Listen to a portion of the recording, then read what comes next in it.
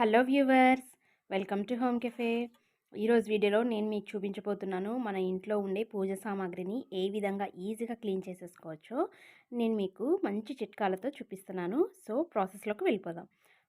నేనైతే నా దగ్గర ఉన్న సామాన్లు ఈ విధంగా ఉన్నాయి. కొంచెం అన్పాలిష్డ్గా చూడండి, ఈ విధంగా మురికిగా కొంచెం జిడ్డుతనంతో ఉన్నాయి కదా. వీటన్నిటిని పోగొట్టడానికి ఫస్ట్ ఒక బౌల్ తీసుకొని అందులో ఒక 2 టీ స్పూన్ల వరకు శనగపిండి వేసుకోండి. ఒక 2 టీ స్పూన్ల వరకు సాల్ట్ వేసుకోండి. అందులోని ఒక 1 టేబుల్ స్పూన్ వరకు బేకింగ్ సోడా లేదా వంట సోడా లేదా బేకింగ్ పౌడర్ అయినా తీసుకోవచ్చు. ఈ మూడింటిని చక్కగా కలిపేసుకున్న తర్వాత ఏ వాటర్ పోయకుండా ఓన్లీ వెనిగర్తోనే ఈ మొత్తం కలిసేటట్టుగా మిశ్రమాన్ని మొత్తం కూడా కలిపేసేసుకోండి.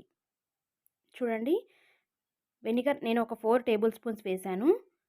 ఇది సరిపోలేదు అని అనుకుంటే మళ్ళీ కొంచెం ఒక 1 స్పూన్ వరకు ఎక్స్ట్రా యాడ్ చేసుకున్నాను. నాకైతే పర్ఫెక్ట్గా ఒక 5 స్పూన్స్ వరకు అయితే సరిపోయింది.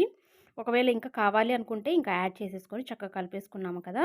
ఇప్పుడు వీటిని ఎలా క్లీన్ చేసుకోవాలో నేను మీకు చూపిస్తాను. సో ఫస్ట్ నేను ఇట్లా రాగి పాత్ర తీసుకున్నాను కదా, రాగిది ఈ విధంగా చూడండి క్లీన్ చేస్తున్నాను. జస్ట్ ఇలా రబ్ చేసి చూస్తే చాలు, మనకు ఆల్రెడీ మీకు కనిపిస్తూనే ఉంటుంది షైనింగ్ అనేది ఏ విధంగా వస్తుందో.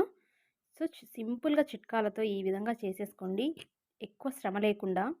మనకి మార్కెట్లోకి ఎన్నో ప్రొడక్ట్స్ వస్తూనే ఉంటాయి, పీతాంబరి ఇలాగా ఏదైనా సోప్ బార్స్ ఇట్లా వస్తూనే ఉంటాయి. కానీ వాటి వల్ల మన హ్యాండ్స్ అనేవి హార్ష్గా మారిపోయి కొంచెం హార్డ్గా అయిపోతూ ఉంటాయి కదా, హ్యాండ్స్ అనేవి కూడా స్మూత్నెస్ లేకుండా. కాబట్టి ఈ విధంగా ఇంట్లోనే ఈ విధంగా చిట్కాలతో చేసుకున్నాం అనుకోండి, చక్కగా ఈజీగా క్లీన్ అయిపోతాయి.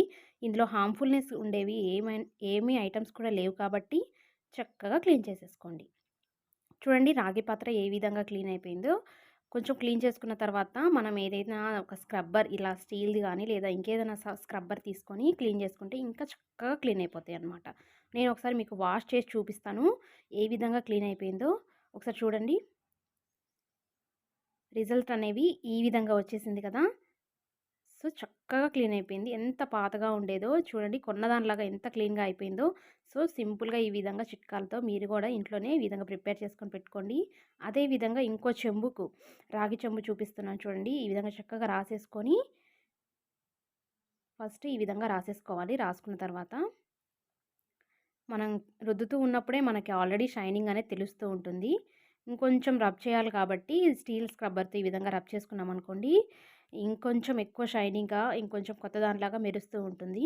సో ఎక్కువ శ్రమ పడకుండా ఒక హాఫ్ ఎన్ అవర్లోనే ఈజీగా మీరు ఈ విధంగా క్లీన్ చేసేసుకోవచ్చు అన్నీ కూడా. చూడండి, కడిగి చూపిస్తున్నాను ఎంత చక్కగా క్లీన్ అయిపోయింది కదా. సో మెరుస్తూ ఉంది కదా కొంచెం తలతల.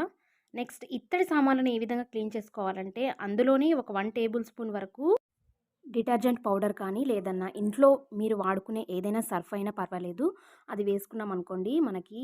ఎందుకంటే మనం సర్ఫ్ వేసుకున్నది మనం దీపారాధన కోసం మనం నూనె అనేది యూస్ చేస్తూ ఉంటాం కదండి. కుందులకు కానీ ఏదైనా ప్లేట్లో పెట్టినట్టయితే ఆ ప్లేట్కి కూడా కొంచెం జిడ్డుతనం అనేది వస్తుంది. కాబట్టి ఈ సర్ఫ్ వేసుకున్నాం అనుకోండి ఆ జిడ్డుతనం అనేది కంపల్సరీగా వదిలిపోతుందన్నమాట. కాబట్టి చక్కగా ఈ టిప్ని పాటించండి. ఈ మంచి ఇంగ్రీడియంట్స్తో ఎంతో ఈజీగా క్లీన్ చేసేసుకోగలిగే ఇత్తడి రాగి సామాన్లని ఈ విధంగా క్లీన్ చేసేసుకోండి. ఒక ప్లేట్ కూడా నేను ఈ విధంగా క్లీన్ చేస్తున్నాను. ఇప్పుడు క్లీన్ చేసి వాటర్లో మీకు చూపిస్తున్నాను చూడండి ఏ విధంగా చక్కగా క్లీన్ అయిపోయినాయో. ఎన్నో రకాల చిట్కాలని ఎన్నో విధాలైన డిటర్జెంట్ పౌడర్స్ని ఇదే విధంగా సోప్ బార్స్ని యూస్ చేస్తూ ఉంటారు కదా. ఈ ఒక్క చిట్కాని కూడా కంపల్సరీగా ట్రై చేయండి. అందరూ ఇంట్లో చక్కగా ఈ విధంగా సింపుల్గా క్లీన్ చేసేసుకోండి. రాగి ఇత్తడి సామాన్లు ఇంకా మీ ఇంట్లో తలతల మిలమిల మెరవాల్సిందే. కాబట్టి ఈ చిట్కాని కంపల్సరీగా ట్రై చేయండి. నచ్చితే లైక్ చేయండి, కామెంట్ బాక్స్లో కామెంట్ చేయడం మాత్రం అస్సలు మర్చిపోకండి. ఏ విధంగా వచ్చాయో నా ఛానల్ని తప్పకుండా సబ్స్క్రైబ్ చేసుకోండి.